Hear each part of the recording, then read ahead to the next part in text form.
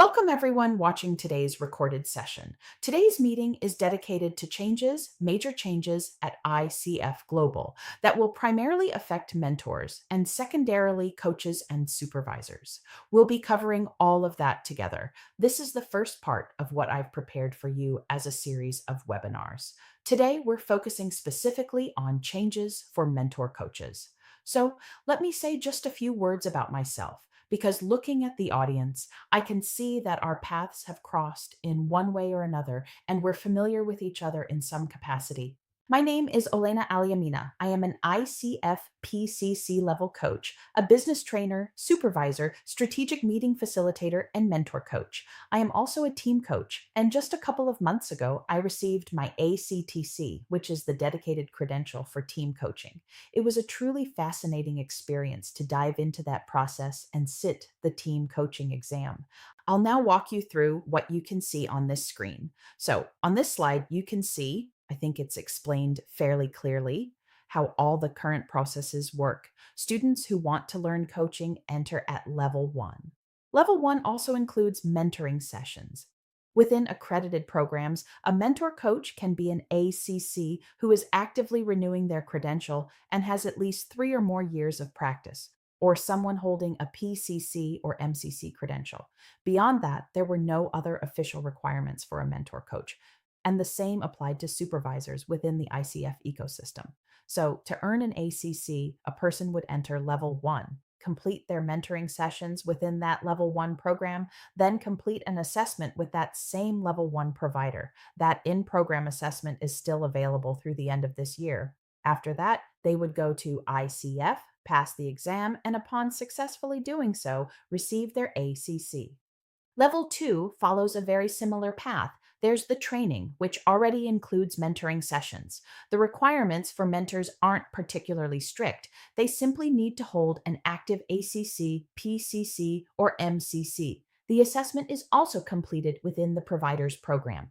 From there, the person submits their materials, experience, client hours, passes the ICF exam at 500 hours, and receives their PCC. Level 3 differs slightly in that mentoring is included, but the assessment is not done in program. MCC candidates must submit their session for assessment directly to ICF Global. After successfully passing that assessment, 2 sessions are required. The candidate is invited to take the exam, passes it, and receives their MCC. There is also another pathway, which you can see slightly below the portfolio path, and it works essentially the same way across all 3 credential levels: ACC, PCC, and MCC. It involves coaching hours and training hours, followed by a mandatory global assessment, where sessions are submitted to ICF assessors with or without translation, depending on whether you speak English. Mentoring sessions can still be completed through an external mentor. Again, with the only requirement being that the mentor holds an active ACC, PCC, or MCC. No other formal requirements exist. The number of mentoring sessions is actually the same across all levels and all pathways, including portfolio, 10 sessions in total, 3 of which must be individual. The rest can be either group or individual. That was the previous requirement, and it remains in place through December 31st of this year. So, what's changing after that? The assessment is being removed. For level 1, there will no longer be an in program assessment. The same goes for level 2, no in program assessment, and no internal assessor. Furthermore, the assessment is also being removed from the portfolio pathway for ACC and PCC. For level 3, the global assessment will definitely remain for at least another year, but ICF is considering removing it going forward as well. So, what will be different? Within level 1, there will be no assessment, but sessions with coaches who hold the MCS specialization will be mandatory. And here's the key point: if a level 1 or similarly a level 2 program began on, say, December 31st, that course can continue running beyond that date, meaning it might carry on through January, February, March, April, May, and wrap up sometime in 2027. In other words, providers have what ICF has called a grace period, time to finish training the students who are already enrolled. However, as of January 1st, 2027, no new cohorts can launch with mentors under the old requirements. From that point on, only MCS mentors can offer mentorings in the level 1, 2, 3 programs. To summarize what's changed at these levels, the most important update is that mentoring must now be done with MCS certified mentors, and the assessment is gone. Everything else stays the same.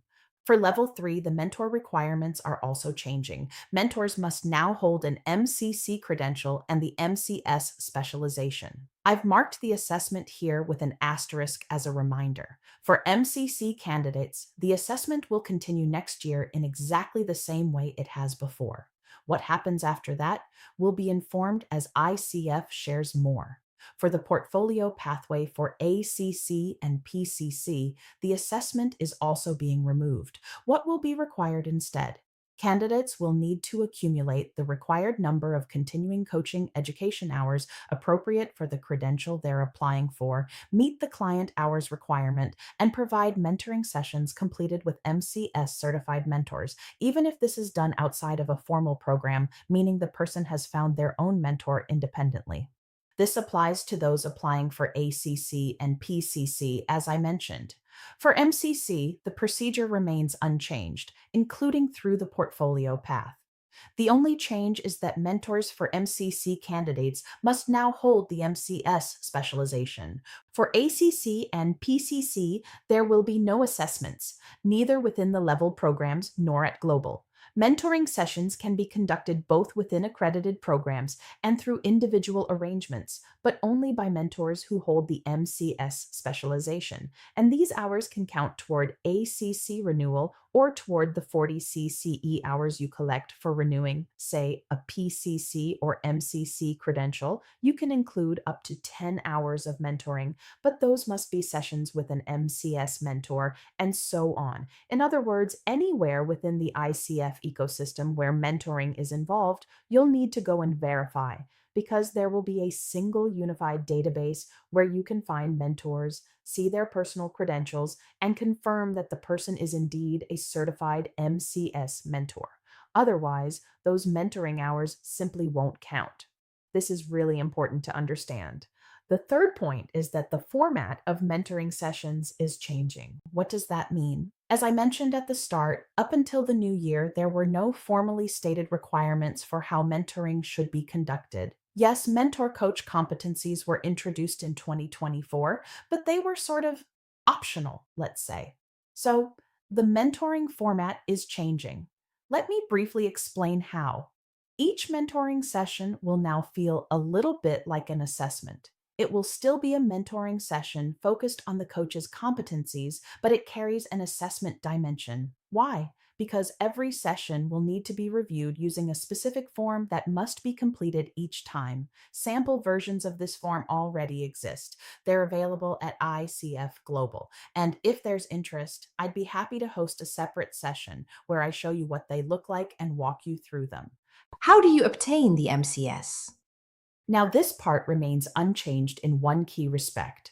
To become a mentor coach, you must hold an ACC. The asterisk here means it must be an active, renewed ACC. A brand new ACC cannot yet serve as a mentor coach. That's why the asterisk is there. A person may also hold a PCC or MCC. The most straightforward path, especially for someone who hasn't been a mentor before but has now decided they want to become one, is to complete a program with the new AMCC accreditation. I'll show you what that program looks like and what it includes, just so you're aware, because this is also something new. We do have such a program, we run it as a provider, though I personally lead only the English language group. I'll walk you through the key elements so you understand what it involves, and if it's something you need, you're welcome to join. So, complete the program. Then what? You pay $50. I've forgotten the exact deadline, but I believe it's around March 2027. And after that, the fee will increase to $120. So if you're looking to save some money and you already have all the necessary documents ready, it would be worth doing this in the first wave, if you're planning to do it anyway. One important clarification: MCS is not an accreditation. It's not the same as our ACC, PCC, or MCC credentials. It's called a specialization. However, it will come with a digital badge, similar to how we have member ACC, PCC, and MCC badges. They say there will be a badge for it. I just haven't seen it yet. The MCS is issued for 3 years, and to renew it, you'll need to pay the renewal fee again and have 10 hours of training. That's CCE, continuing coaching education. And I don't mean general CCE hours. I mean 10 hours of training specifically focused on mentor coach competencies. It must be training designed specifically for mentors. That's an important point I really want to make sure you take note of. This program comes from our school. Well, I don't really want to call it a school because we're not a school. We're a community of experts who work together, who collaborate to make a difference in the coaching world and to contribute something meaningful. And I think alliance really is the most fitting word because we don't feel much like a school, but perhaps that will evolve. So, the program. Let me first speak generally, not about our specific program, but about the general requirements for programs of this type, so you understand what it actually is. First, such a program must have 60 or more hours of training. It must include mandatory practice in completing the new feedback forms we already discussed. It must also include an assessor course at the appropriate level. Aj will talk more about that shortly, but I'll leave the details for the dedicated slide. In brief, this is about learning how to evaluate a session recording and determine whether it meets the standard for ACC, PCC, or MCCE, depending on your own credential level. There's a subtle nuance there that I don't want to get into just yet, but it's covered in the program. So the assessor course is included here, whereas in some other pathways, you'd need to purchase it separately. Here, it's built in. The program must also include 10 hours of training on ICF Mentor Coach competencies. This means that for certain pathways, completing a dedicated 10-hour course on these competencies is mandatory, and here, those hours are included. Then there's practical mentoring experience, an obvious requirement since the course is training mentors.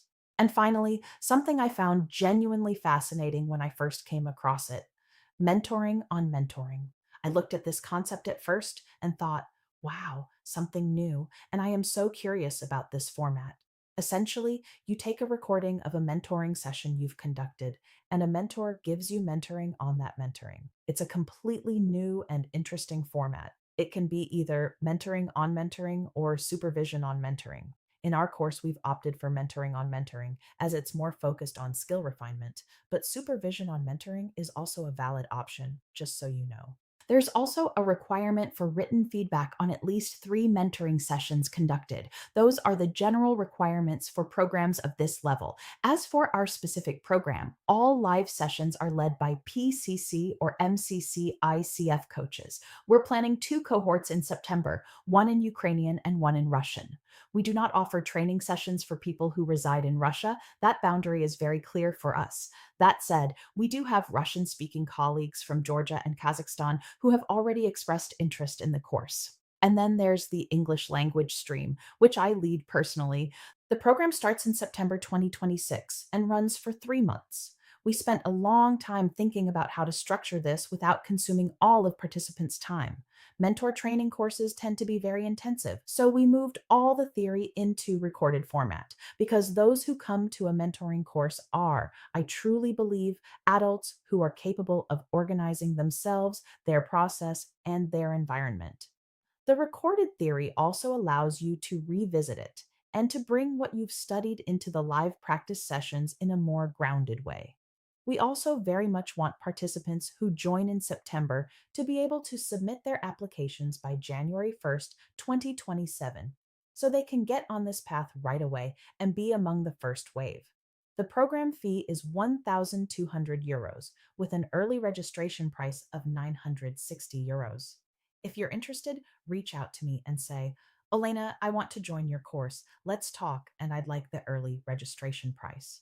Now, and this is important, I'm not saying this from a buy from me, everyone come to me position. I'm saying it so you understand where to find what you need. In the slides that follow, we'll look at the other ways to obtain the MCS, and there will be specific requirements attached to each path. I also want to mention that it's possible to purchase individual blocks separately. For example, If you've already been a mentor for many years and only need the 10-hour Mentor Coach competencies training, and you have no interest in doing additional mentoring practice because you're already actively working as a mentor with clients, then you can purchase just that module in recorded format separately. You can similarly purchase the assessor course separately. We'll talk about what that involves in a moment. So it's a bit of a patchwork explanation. Hopefully, it makes sense. All right, let's keep going. I'll now show you what all of this was leading to. What other pathways exist? Path number two is for you. If you've completed a program in mentor coaching, and if that program has at least 41 hours, that's an important detail, then it's sufficient to complete the assessor course that corresponds to the credential levels at which you conduct mentoring. Let me give a concrete example. Speaking about myself, I completed a program with 40 plus hours called Mentor Coach. I hold a PCC credential. That means I need to take my certificate from that accredited program, complete the ACC assessor course, complete the PCC assessor course, and I qualify under this pathway and will be eligible to offer mentor coaching at ACC and PCC levels. If your program has fewer than 41 hours, you'll need to make up the difference with additional mentor coaching training. So if you go back and look at your records and find that you have, say, 31 hours and you realize you're 10 hours short, you can reach out to me and say, Olena, I'd like that 10-hour mentor coach course. It will definitely be cheaper than going a different route and purchasing an entirely new course. But of course, that's your decision, just offering it as an option. So when might this be relevant? If your original training program has fewer than 41 hours. Actually, I think I know what you want to ask: where to find the assessor course. Shall I tell you? Here's the thing: if you speak English, you can do what I did. Purchase the assessor course directly from ICF Global. The ACC assessor course costs $155 for ICF members, and I believe it's around 12 CC hours. We can verify that together. The PCC assessor course is 40 hours in English and includes assessment practice, actually assessing English language coaching sessions. If your English is strong enough, it's 40 hours, and I believe it was around $200, though I'm not entirely certain on that figure. I'm confident about the ACC price because I purchased it recently. The PCC price I'd want to double check. The MCC assessor course is $155, and here's an important nuance. You can only purchase the assessor course that corresponds to the credential you currently hold or below. So as a PCC, I purchased the PCC course and the ACC course, but the MCC course is not available to me. It will only become accessible once I hold the MCC credential. And this is genuinely logical, and it's an important ethical point. We shouldn't be conducting sessions in a way that's shaped by knowing exactly how we'll be assessed. The goal is to be a coach, not to perform coaching, to be a master, not to go through the motions. If you don't speak English but speak Russian or Ukrainian, you can purchase just the assessor course modules from our larger program. They're available in recorded format. You'll receive a letter of completion confirming you've finished the assessor course as part of that program, and that will be sufficient to apply for the MCS specialization. Let's keep going. Take this example. There is an experienced mentor coach who has been doing mentor coaching within an accredited coaching education program for years. This person has never formally studied to become a mentor, but has a great deal of experience and has been conducting mentoring sessions for years. So, what should people like this do, those who began mentoring before the ICF mentor coach competencies even existed? It would feel quite strange to ask them to go back and start training from scratch when they've already been working as mentors for many years.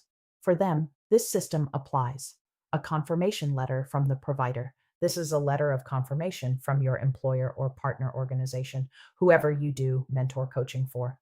This letter should confirm the fact of doing mentor coaching within their practice and the fact that more than 5 people have received their credential following your mentoring sessions. So you obtain that confirmation letter. Then what? You must complete training on the 10 ICF mentor coach competencies, specifically training on those competencies. General coaching education doesn't qualify here. It must be training specifically on mentor competencies according to ICF standards. Again, if you're going this route and are looking for such a program, reach out. And you must complete the assessor course for the credential levels at which you plan to mentor. Now, here's where this pathway differs slightly from the previous ones. Do you see? The previous path required 41 plus hours. Here, however, the requirement is specifically a 10 plus hour course on mentor competencies. Everything else is the same. And here, I've marked these with checkboxes, and I want to come back to this point. If you hold an active, renewed ACC, you can complete the ACC assessor course and serve as a mentor coach only at the ACC level. If you hold a PCC, you can choose to mentor at the ACC and PCC levels. If you hold an MCC, you can mentor across all three levels. There's no way around this because you enter this information through the ICF platform, which automatically verifies what credential you hold and which assessor courses you've completed. So this is a firm boundary built into the system itself. At this point, is there anything you'd like to ask? And we have one last pathway remaining. We need to go through all of them. If you are a mentor who provides mentoring services outside of accredited programs, but you have extensive experience doing so, imagine someone who has been a mentor for years and offers mentoring, but not within a formal program. For example, they run their own private practice. What should that person do? In that case, it's essential to confirm that at least 5 of your mentees who received mentoring from you subsequently obtained their ACC, PCC, or MCC. And this is important. It must be a new credential, not an ACC renewal. Renewal doesn't count. It must be a new or higher personal credential obtained after working with you. Those mentees must also have listed you as their mentor coach when submitting their application, which makes sense because if you work privately, your clients are logically going through the portfolio pathway. And when submitting a portfolio application, the person names their mentor. That information is already in the ICF system. You don't need to collect confirmation from the person yourself. ICF will pull it directly from those application forms. So if you are that kind of mentor, what you need to do is review your records. You know those emails you receive saying, please confirm when one of your mentees submits for a credential? That's exactly what we're talking about. Go back and check how many of those you've confirmed. You need at least 5, and they must be confirmations for a new personal credential, not a renewal. Those 5 records need to be on the ICF platform. Plus, the same requirements apply: the 10-hour Mentor Coach Competencies course and the Assessor course at the appropriate level. That's the full picture. So, what do you think? Is that everything? Up next, I have some useful links that I'll share with you anyway. Thank you for your time, and I hope that this video answered RHE questions that you had about the MCS paths. See you in the next videos.